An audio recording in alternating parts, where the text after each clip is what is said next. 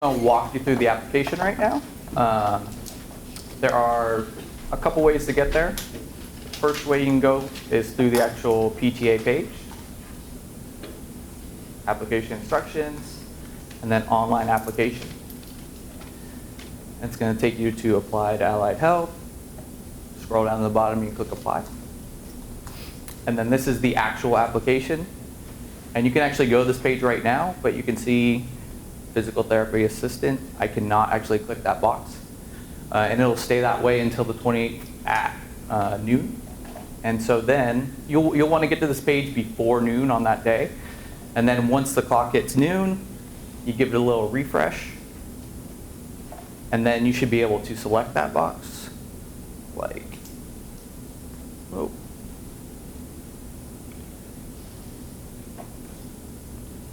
this. So now I can actually check that box, and that's going to open up the questions for PTA. You cannot fill out the top of the form first, because as soon as you reload the page, it will wipe out all that data. So you want to wait until that box is available to start filling out the form. Otherwise, you'll lose everything that you've entered in. So let me just take you through it. Make this a little bigger here. The first section is just your contact info. So basic first name, last name, CSID, address, email, that kind of stuff. A couple questions about academic background. And then, like I said, this is where you will select the program you want to apply for, physical therapy therapist assistant. You click the checkbox, and now you're going to get this section of the application opened up. The very first section is prerequisites. So for each prerequisite, you just have to designate whether you have completed it, you have not completed it, or it's in progress. And then select a grade. And there's also the option for placement milestones. So if your placement puts you over that specific course, then you can select that as well. So let's do this. And then say math, completed math. And I completed it because I have an M50, so that would be placement milestone. Communications, yes, I got a B. And then enter in the units and the date that it was completed on. Back here. And then the school, say San Diego. If I can type. Oh, Mesa College. And so you fill out this section, put in all your prerequisites. Then the next are the uploads. So there's 2 required documents. That's your unofficial transcripts. So create one PDF with all your transcripts, and then you can upload it here. And then the next required field is the clinical site observation verification and performance evaluation. So if you have multiple evaluations, again, scan them, put them in one PDF, and then upload it here. And then the third option is email correspondence, and that is optional. So if you don't have any email correspondence with Mandy, then it's not a big deal. But if you do, throw it in there just so she can see the conversation. And then the next section is the essential functions.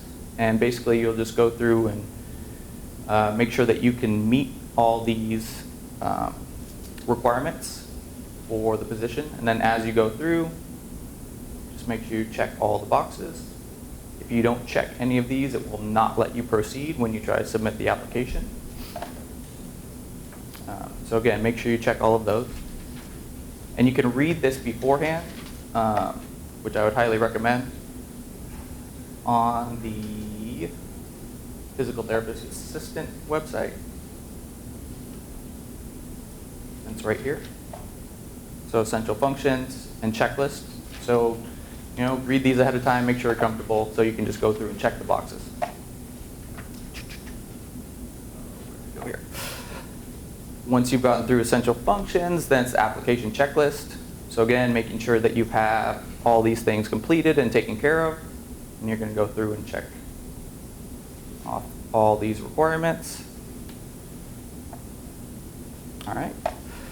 And then the last part is the applicant verification, observation, and experience essay. So you're going to put in the facility name, your start date, your end date, supervisor's name, phone, all that kind of stuff, inpatient, outpatient, or whether it was both, what age group you worked with, how many inpatient hours you had, and how many outpatient hours you had. These are required, so even if you didn't have any outpatient hours, you're just going to put 0. So if you leave this blank, it will stop you when you submit. So if you don't have any hours, that's fine, but just make sure you put a 0 in that field.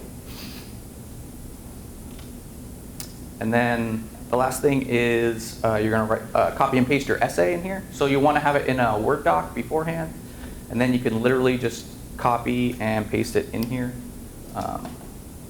And it will copy over the formatting and all that good stuff. If you do have multiple essays, which Manny said that sometimes that's the case, if you need another one, you just click the little box at the end, and it'll open up a second essay for you. If you need another one, again at the end, you can say I need another essay, and then I'll open up a third one for you. If you need more than 3, then you will email any essays above the first 3 to and then the last part, you just click the I agree to the terms and conditions, and that all this information is accurate. That basically is your digital signature, and then click submit. And it will give you a confirmation number. It will also email you a confirmation. If you don't get an email confirmation, it means it did not go through. And it might not be instantaneous, but the confirmation on the screen should be instant. So, a couple seconds. If it doesn't show you that confirmation page, then something you're probably going to want to do it again. All right, that is all I've got.